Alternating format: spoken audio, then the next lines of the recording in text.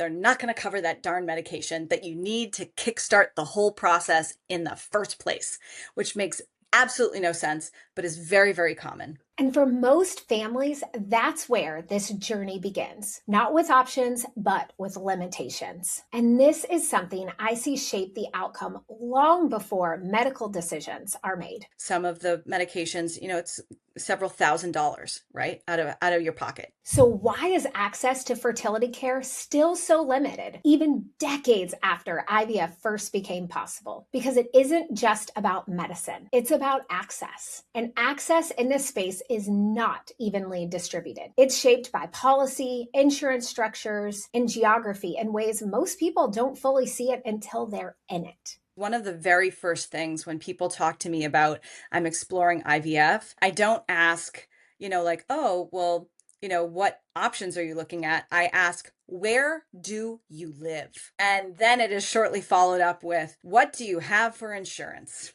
It takes away choice, quite frankly. It really, it does not give patients a choice. Where you live, what insurance covers, and what that creates is a system where two families can want the same thing and have completely different paths simply based on where they live. These are things shaping whether or not someone even has a chance to build their family. And for many people, that's a reality. Not the lack of desire, not the lack of options, but the lack of access. And when access is limited, people don't just wait, they start looking for alternatives. And not all of those paths are equally safe, structured, or protective. And most people don't realize the difference until they're already in it. We're not talking about a knee, we're talking about potential for human life. This is why advocacy matters. Because if this industry doesn't create better access with structure, people will find access without it. Because building a family shouldn't depend on your zip code or your insurance plan. Advocates like Elizabeth Carr and organizations like Resolve, the National Infertility Association, are working to change that through awareness, policy, and support. And if you've ever wondered how to get involved, you can start by signing up for advocacy networks like Resolve's so you can stay informed and be part of the progress being made. And if you feel comfortable, sharing your story can make a difference in ways that you may not even